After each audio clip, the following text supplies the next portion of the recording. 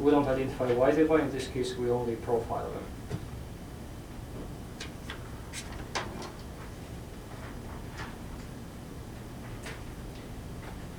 On the next page, question 4 is about selection of the right product. Going back to what we discussed before, the factors to consider before choosing your product, such as margin, adaptability, established processes, and other factors. And you try to come up with the reason in your case with a specific one product, maximum 2 products. Again, just for the purpose of this exercise, of course, we can target more than that in real life, but let's focus maybe on 1 or 2. The continuation of this question is the reference to trade data online database. I'm glad that most of you brought laptops or tablets, so you're going to have access to the resource. If not, we have a computer here, so you're more than welcome to use that. You don't expect to use it now. Use it later on. If you don't have, if you cannot find your product, let me know, and we'll work on that together. Every single product is there. The fantastic scenario is that nobody exported this product yet, but I mean, it's impossible. Okay, next page, question 5 is where you are applying your filtering. When you identify 2 or 3 or 4 markets through the Industry Canada database, then you apply your own thinking and filtering.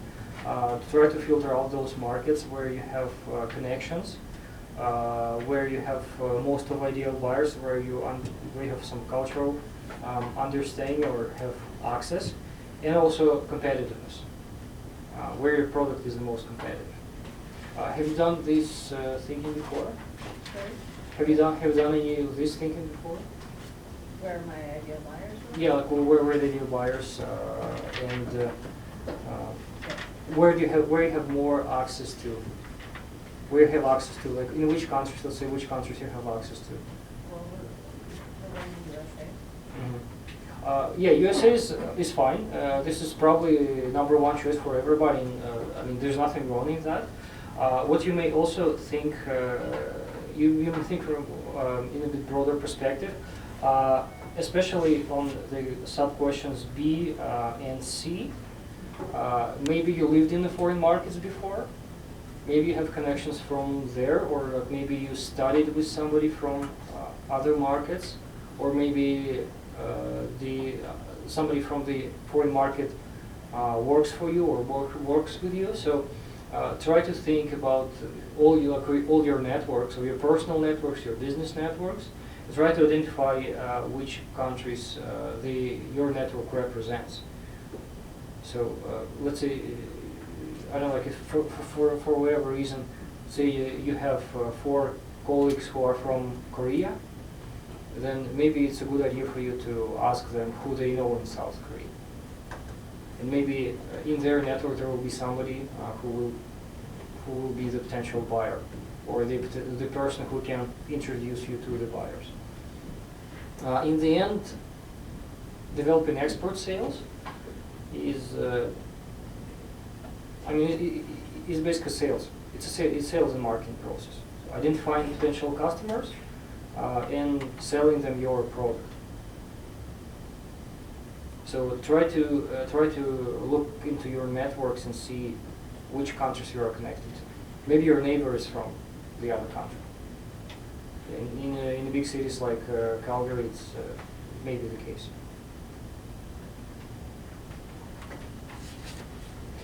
The general recommendation when you complete exercise 5, look into 2-3 markets that appear most often in your questions. So if it's US, then it's fine. If it's the other country, then that's your target market. Any questions on 4 and 5?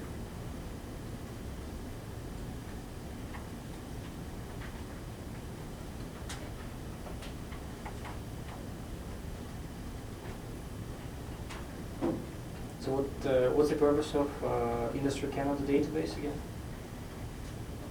Can anyone say, can I tell why we look into Industry Canada database? See where our product, or there could be a demand for a product. Right, yeah. So look at where is the more demand for, specifically for Canadian products.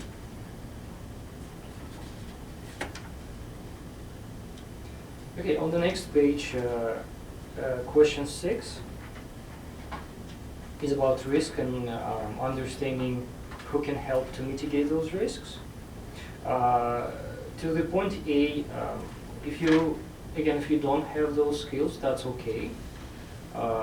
Try to think who can help you in any of those skills or any of those resources. Where can you say, if you are not good in sales and marketing, maybe one of your colleagues is good in that, or maybe your boss is good in that. So think who can help you. And in other subsections, similarly, with currency risk, political risks, natural risks, identify those businesses or individuals or organizations that can help you to address those risks. So for example, who can help you in payment risks? Specifically help you to insure receivables? You don't know? Raise your hand if you can help with receivables insurance. I have brochure. So yeah, that's a tip for you, how to answer this question. Did you bring out business card for the region? Yeah, I have Well, very good. I have these lovely brochures, they're in color. Okay, perfect. I have to thank them. Okay. Going forward to item E and section 3, terms of trade. Right now, we haven't gone through that yet. It's the topic for tomorrow. So just leave it as is. Okay. On the next page, we will be looking into the export market specifically, the one that you identified. Whichever you identify, let's say if you identify 2 or 3, that's fine. Just for the purpose of the exercise, pick just one.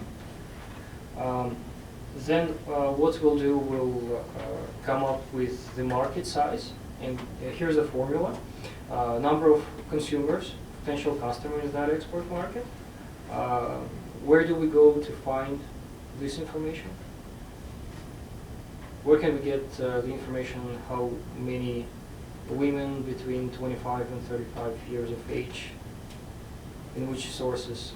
Stats Canada. Yeah, in Canada it's Stats Canada, right? Or Census Canada, but in other countries there are census reports. There are census reports. Subsection B, your target market size in dollar value of your target market size. Number of consumers that you got from point subsection A times your average dollar value per customer per year.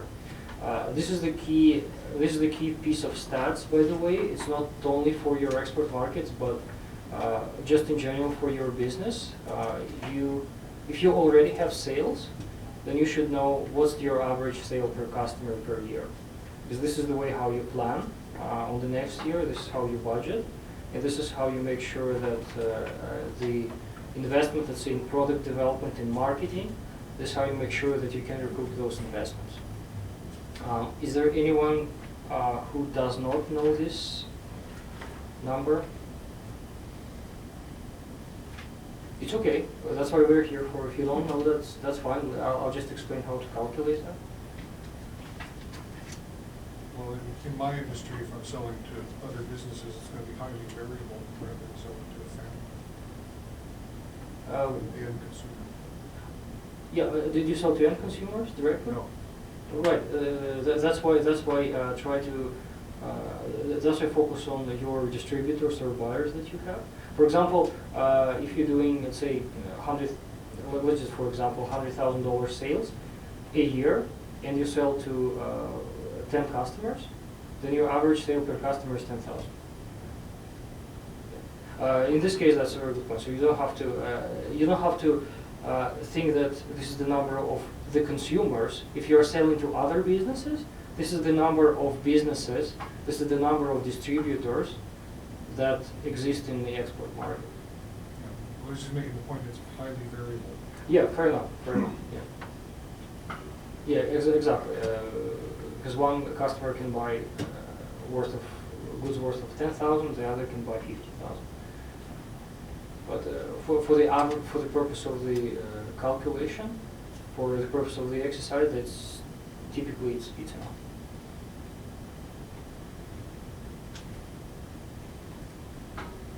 By the way, if you are not certain about the sales that you can make in the export market, so because well, we realize that your sales in the export markets may not be as high as in Canada.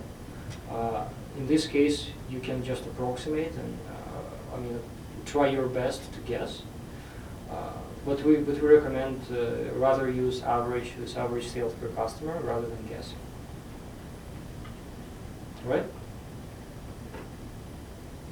Are we clear on market size calculation average? Averages? Okay. If you're selling to businesses, where can you get the information how many potential businesses or how many potential distributors are in the country, in the export country? Is it in census? Directories? Directories, yeah. International business directories. Are those pretty easy to find? Like, I've had trouble in the past finding those. Well, I mean, it's not easy, but you can start with the Dun and Bradstreet, which is international.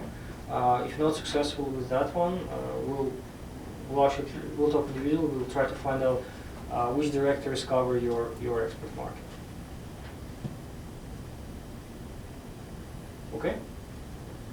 Okay. Question 3. My competitors are A, B, and C. So try to identify, well, at least 2 competitors. And try to think who are your competitors in other export markets, not just other Canadians or North American companies, or let's say if they are global companies. Then choose just one for the purpose of the exercise and try to fill SWOT framework, the quadrant that you see here on the page, as detailed as possible. Try to see what are your strengths versus your competitor, and try to understand what are your weaknesses versus your competitor. Again, don't limit yourself to the price. It can be quality. Again, it could be weakness and strength at the same time. In your case, it should be individual. Do you thinking of that? Come up with your own strength and your weakness. And it's not your personal. It's the company. I mean, think from the company perspective. What are your resources that you have? Maybe this is your strength. Maybe quality, maybe price, maybe service, guarantee. Okay. All right. In obvious market opportunities and threats. What is there any threat in exporting Canadian product to Russia? What are the threats of exporting food products from Canada to Russia? Political risk. More precisely? Sanctions. Sanctions, correct. So unfortunately, we cannot do that right now, and this is the threat. This is the example of threat. If your target market is Russia, unfortunately, right now it's not available. So you should choose the other one. Okay, next page, question 4. Customers in my target market will buy from me because. And this is where you try your best to identify those reasons why they buy. If you have access to the internet, you may try to look into the market reports that talk about your product in the export market. The answer to this question may be found there. I don't expect that you run a research right now and put up the poll on Facebook or do the phone calls, but this is something that you can definitely do outside the workshop, and I really encourage you to do that. And again, even if you right now are selling only in Canada, ask your buyers ask those buyers that you already have. Ask for their reasons why they buy the product. You'll find many interesting things. pretty sure. Okay, question 5 is about trade barriers. We will cover the sources just in a few minutes, where you can find the tariff information. It's for A. So the custom duty in the foreign market can be found through WTO, World Trade Organization. They have the database of tariffs. You're gonna have you will have links there. The local sales tax, typically it can be obtained through just an internet search. It's pretty accurate. There are several websites that monitor sales, that monitor taxes. I'm pretty sure you can just Google that and you can find very accurate information. Because those taxes, they are not, they're not subject to change that often. So that's why you can trust the information that you just find on the internet. Canadian export controls. You will have resources as well. Again, CFIA is #1 resource for food products. Health and safety regulations, any sanitary regulations, or any additional certification requirements, they may be applicable to your product, depending on your export market. And you may not necessarily find this right away. Like CFIA and Agri-Food, Agri and Agri-Food Canada, they have some resources that can help you identify that. There is also the Alberta Agriculture and Forestry website that has market information, and that market information has the barriers, the information about trade barriers in those specific export markets. Anyone is aware of their trade barriers already? Anyone can give examples of what are their barriers of trade? Even if you export, let's say, to the States. FDA. Very good. FDA, Food and Drug Administration of the United States, they regulate food products that come to the States. So you have to comply with their regulation. Yeah, that's for sure. Any other examples?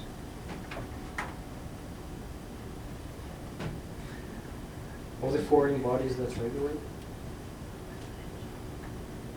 You have example? Yeah. Oh, Yeah, I asked it somebody. I sell alcohol, so. Alcohol. Actually, that's a very good example. This is absolutely this is highly regulated product.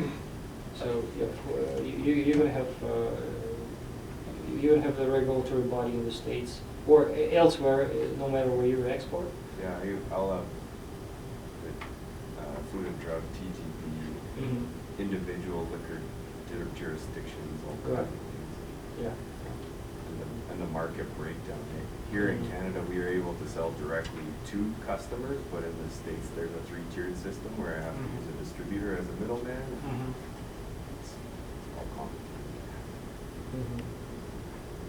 Yeah, and every country is very different, of course, when it comes to labeling alcohol. Not to mention that some countries completely ban alcohol. And by the way, labeling as well, it's labeling packagings are subsection F and G here.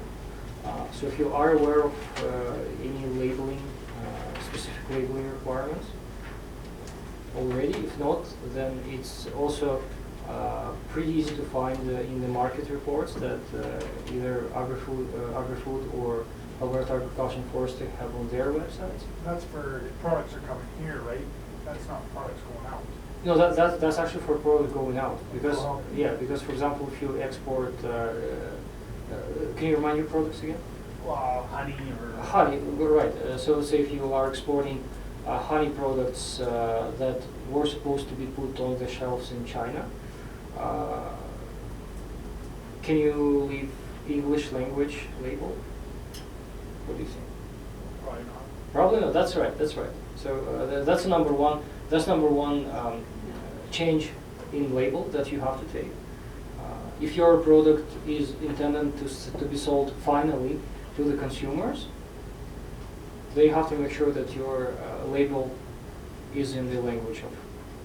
Right, but there's that resources country. in our domestically that will help us establish what those rules are Yeah, yeah, right. for our target market. Yes, absolutely, absolutely. So the best, actually the best resource that you can use is your potential buyer.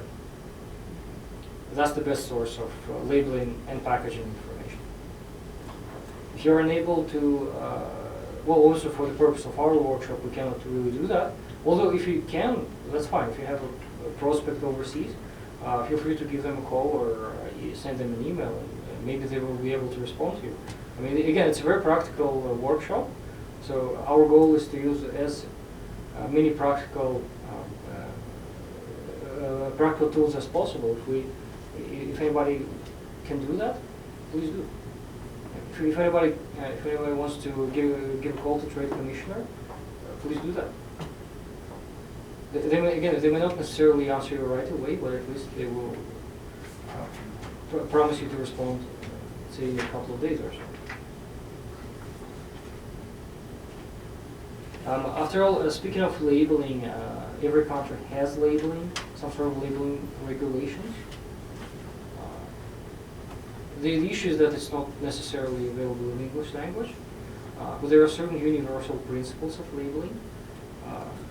Just depending on your product,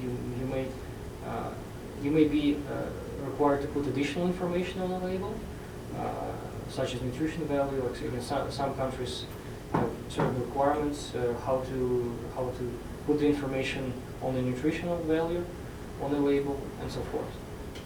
Again, the other example is GMO. In many countries, it's mandatory to mark GMO products. In the States, for example, it's not mandatory. And actually, if you mark it as GMO, non-GMO, then you're going to be in trouble in the States. In Canada, you're okay. Quotas, again, if you subsection I, if there are any quotas that are applicable to your product, then you should be able to find this information through market reports, or your buyer, or either of the government resources, Trade Commissioner, Agri and Agri-Food Canada, or Alberta Agriculture and Forestry. By the way, are your colleagues available for taking calls? Because I encourage you guys to call them up. There are brochures here with their contact information and phone numbers.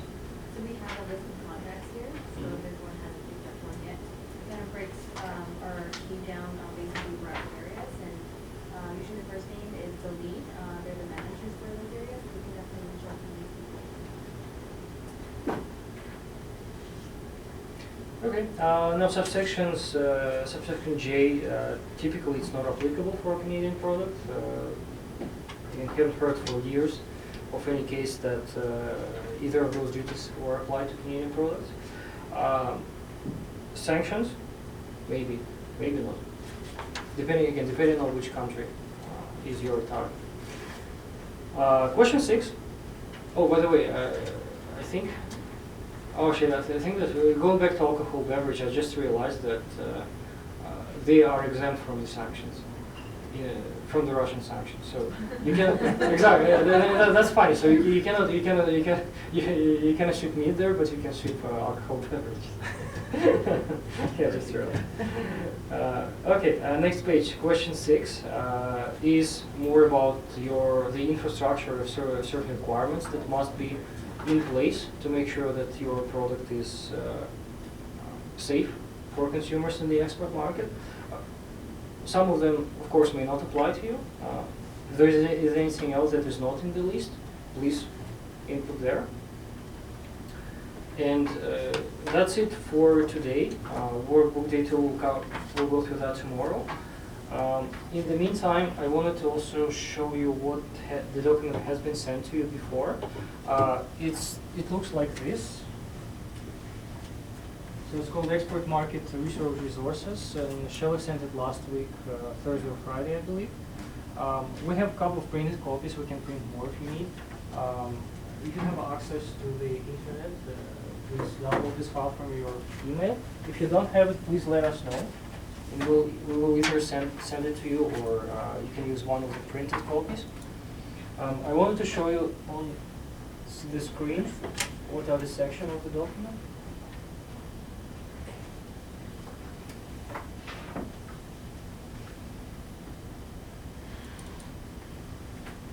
So the first section is about selection of your export market. So those two websites that we've covered earlier are your sources of information where other Canadian companies sell their products. What are the export markets of other Canadian companies that ship similar products? Comtrade database is useful also if you wanted to see what other markets import to your target market. Does it make sense? So let's say if your target market is China, and you want to see what other countries export similar product to China, then you can use Comtrade database. For Canadian exports, and for you maybe it's easier for now to use Industry Canada database. By the way, is there any company that imports product? Two, right? There is also, just for information, I can show you individually. There's also the Industry Canada also has a database of importing companies and volumes. The importers database, though, it's way more detailed, and you can actually find the companies, the names of the companies that import the product. So if you're interested in that, in the afternoon I can show it to you. Because maybe you will use these companies in the future. Okay. Now the other section is export market research resources. So the first 1, 2, 3, 4. The first 4 resources, they are, when you click and you go on these websites, you will find either market reports or industry reports, or reports that are about your specific products or group of products. Again, Agriculture, Agri-Food Canada, Alberta Agriculture and Forestry, several reports focused on agri-products and food products, several market reports. Please have a chance to download them and screen through them. Of course, I don't expect you to read them all. It's actually a good idea to do that outside the workshop, but during our workshop you can at least screen through them and get some valuable information. Central Intelligence Agency is the other source of information. So did you know that actually Central Intelligence Agency, CIA, did you know that they publish a lot of information? They disclose a lot of information. Did you know that? Well, they actually do. So obviously they don't disclose information of their interest and about some criminals, that kind of thing, but they do disclose information about countries. So CIA has the workbook on their website that has information about all countries without exceptions. Absolutely all countries, and every country is studied from several perspectives. They have information about political situation, they have information about infrastructure, economic situation, some cultural information is also there. So that one I encourage you to use. Look, it's easy to read. I mean, it's not very long. You pick your country, and then there's a couple of tabs, and you go through the tabs and you get the key information about the country. There's also geographic and climate information if you need that, if that's applicable to your product. So please look into that one. Now the other source is unfortunately